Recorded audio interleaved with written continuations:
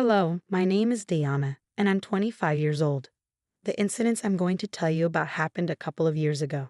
They involve my ex-fiancé Zach and his sister Eva. Eva and I were friends before I started dating Zach.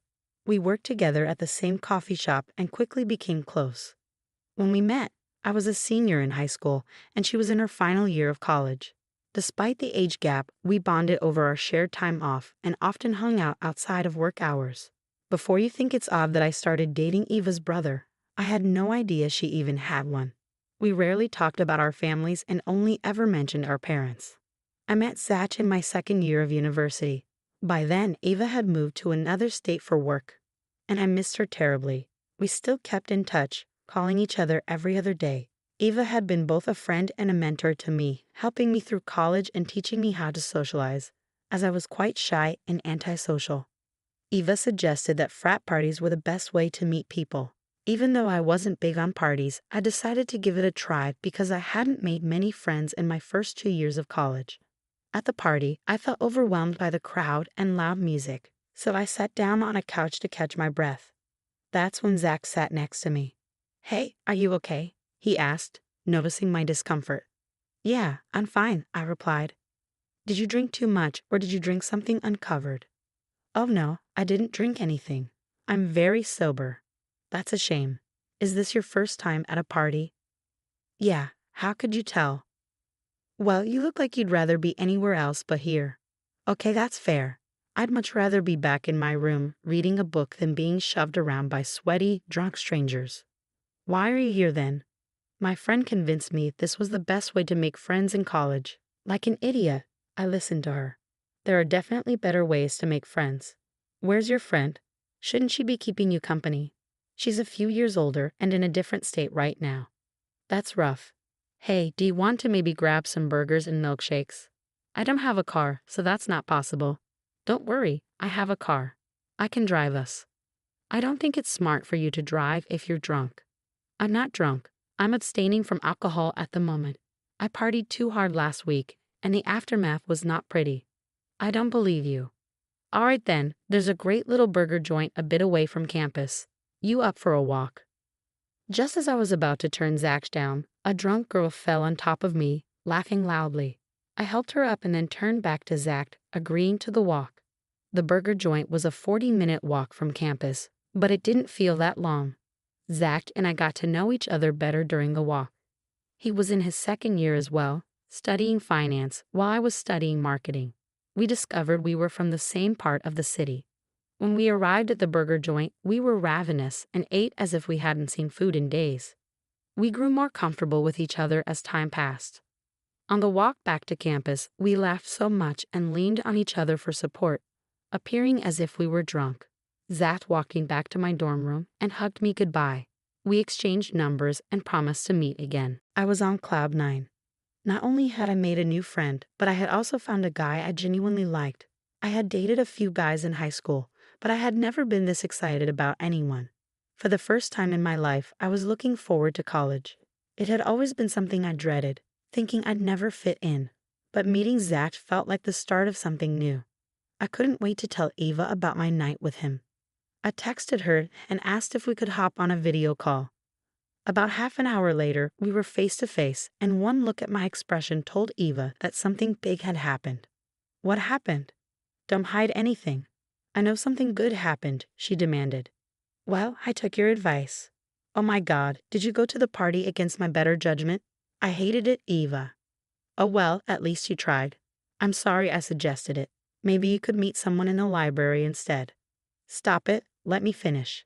I was very uncomfortable at the party. I sat on the couch like the loner I was until a guy sat next to me and started talking. "Oh, did he do something bad?" "If he touched you inappropriately, I'll fly back and beat the hell out of him." No, Eva. He was actually worried because he thought my drink got spiked." Oh wow, that was not what I was expecting out of a guy at a frat party. It's good to hear that though. "Yeah, and you know what's even more shocking? He wasn't drunk. He was just a genuinely nice guy." "What? That's insane. What's his name?" "His name is Zach." "Huh, my brother has the same name. Maybe this is a sign that I'll always be near you and you can never get rid of me." "Oh, shut up, Eva. Anyways, did you guys become friends? I think so. We went on a long walk to this burger joint, got burgers and milkshakes, and laughed a lot. We exchanged numbers. If that doesn't mean there's potential to be friends, I don't know what does. Look at you go. I'm so glad you had a good time. I probably should have told you not to go to a party by yourself, but at least it ended well. Even though I listened to you, I feel like I should tell you that I absolutely hated the party. I enjoyed walking for nearly 2 hours more than sitting in a room full of drunk people. Whatever. The only thing I'm taking away from this story is that I was right and you should listen to me more. I was genuinely happy, and Eva was happy for me too. It felt like things were changing, and boy did they change after that. Zach texted me the next day and asked if I wanted to meet up again after classes. Of course, I was down. For the first time since starting college, I was going out for fun, not just for assignments. Zach and I had another great time, and on our way back to campus, he asked if I'd like to meet his friends. I was nervous but figured if I managed to meet someone as amazing as Zach by luck, meeting more people wouldn't hurt. I met his friend group over the weekend, and they were surprisingly easy to get along with. They made me feel welcome without trying too hard. By the time we were heading back to our dorms, I felt like we had all grown closer in just a few hours. These people became a regular part of my life. They were from different departments, but some of us shared classes, and we all met at a particular table on the lawn during lunch hour. Suddenly, college didn't seem like a tedious task I had to complete alone. As for Zach and me, we went on many more dates. Soon we realized we had feelings for each other, but neither of us made a move. Finally, one day, Zach invited me on a fancy dinner date and asked me to be his girlfriend. I was ecstatic and said yes. We shared our first kiss on the way back home, and I felt like I was floating when I returned to my dorm room. I knew Eva would love to hear about this development. She had been rooting for Zach and me to be a couple, constantly urging me to make a move. Though I was too scared to do it myself, she would be thrilled to hear that Zach and I were together. I called her up to share the good news. "What's up?" she asked. "I have some amazing news for you." "Oh, you know I love good news. Tell me everything." Well, Zach asked me out on a proper date yesterday, I shared with Eva. "A proper date? Haven't all your solo hangouts actually been dates?" she asked. "No, I mean we went to this fancy restaurant for dinner. I got dressed up for it." "No way. It's crazy that I didn't get to see you all dolled up." "Wow, you really are growing up. Stop acting like you're my mom. What do you even mean by that?" "I practically raised you at this point," she said with a laugh. "All right, drama queen." Anyways, as I was saying, Zach and I had a good time, and after dinner, he asked me to be his girlfriend. "What? That's wonderful. I'm so happy for you. How are you feeling?" "Like I'm levitating. I still can't believe this is real." "Well, it is real, and you better enjoy it as much as you can." "Oh, I definitely will." For the next 3 years, Zach and I grew more comfortable with each other. Our relationship felt like something straight out of a movie. There wasn't a single day that I was sad when I was with him. The only small issue we had was that Zach still wanted to live with his parents while I wanted us to live together. His main argument was that he was saving money so we could splurge when we got married, so I let it go. I hadn't officially introduced Eva and Zach to each other yet. Zach wasn't a big fan of phone calls, so they had only talked a few times. Then Eva told me she was coming back. I was ecstatic to have my best friend back after 4 years. She had found a better job in our town and thought it would be great to be closer to family and me. When Eva returned, she came over to my place for a sleepover. We geeked out about her being back and caught up on everything that had happened in our lives since she left. We made plans for Eva and Zach to meet that weekend. I was sure they'd like each other. When the weekend came, I walked into the cafe first and greeted Eva. "Hey, Eva." "Hello, how are you?" "All good. What about you?" "I'm good, but I could be better." "Where's your man?" "Zach's parking the car. He'll be here in a second." "Oh, there he is." As Zach walked in, Eva's face changed. "Hold on, that's Zach." "Yes." "Why, Eva? What are you doing here?" Zach said, equally surprised.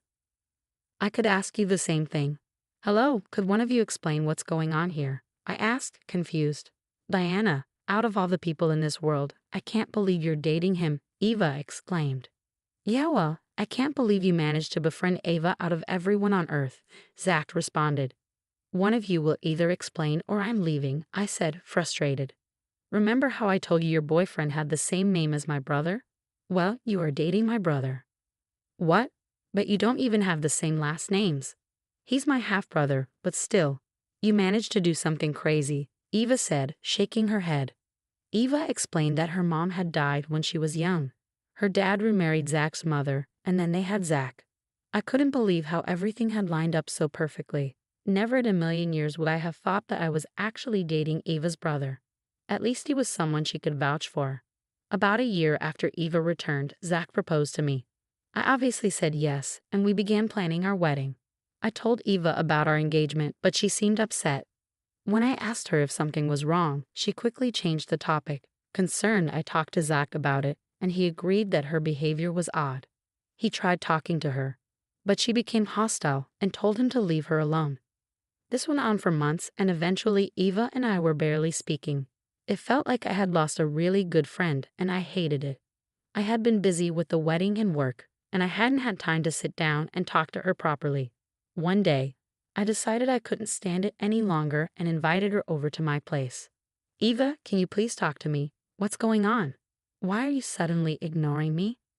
I really don't want to do this to you. What? What are you talking about? Just tell me if I did something wrong. Did I upset you in any way? No, you did nothing wrong. I'm just dealing with something big, and I don't know how to talk about it. Am I not your friend? You can talk to me about anything. I really wish I could tell you this, but it's very different. It'll break you, Diana. I don't care. I just want my best friend back. Zach is also very worried about you. Oh yeah, I'm sure he's got other things to worry about. What are you talking about? Never mind. Please don't leave me hanging like this, Eva. It's killing me. I feel like I'm losing you. I promise you're not going to lose me. I just need to find a way to explain things to you and get even with who I'm angry at. Could I at least get a hint about who you're angry at? No, that will only make things worse for you. Just trust me to handle things the right way. I'm terrified, but I trust you, Eva. Eva barely spoke to me after that. She didn't participate in any wedding planning and even refused to be my maid of honor. I was heartbroken. I trusted that Eva wouldn't leave me hanging. The months passed, and soon it was the day of Zach and my wedding. Just as it was almost time for me to walk down the aisle, Eva texted me, asking me to meet her in the alley behind the hall. Confused and concerned, I asked why she couldn't come to my room. She insisted it was important that no one saw her. Whatever she wanted to tell me sounded urgent. I informed one of my bridesmaids that I'd be a few minutes late and went to find Eva. I found Eva pacing back and forth in the alley. She quickly walked up to me, grabbed my hand, and placed a USB in it. Before I could ask her what it was for, she told me I needed to play the video on the USB and expose her brother. I was baffled and scared, but I trusted Eva. I instructed one of the staff to give the USB to the person in charge of the presentations on the projector, with instructions to play it as soon as I walked down the aisle. 2 minutes later, my heart racing, I walked down the aisle. Zach looked at me with awe, tears running down his face. Despite my fears, I hoped he had done nothing wrong. As I reached the altar, the video started playing. The crowd gasped. When I turned around, my stomach dropped. The video showed Zach and my bridesmaid, Celeste, making out and touching each other all over in his portion of the venue just hours before the wedding. I dropped my bouquet and ran out of the hall. Zach followed me. Diana, wait. What the hell? Zach, I promise it's not what it looks like. Not what it looks like. Your hands were all over her, and your faces were practically melded together. It was a moment of weakness. A moment of weakness right before our wedding. Really, Zach? At least come up with better excuses. Okay, fine. Celeste and I started messing around 2 years ago. Great. So while you were professing your love for me, you were sleeping with your best friend. We drank a little too much, and one thing led to another. You're disgusting. Why would you keep me in the dark for so long? What did you expect me to say? You'd have left me instantly and told Eva, who would then tell my family. You know, my family is very tolerant of everything except cheating. You know what? You just ruined my life.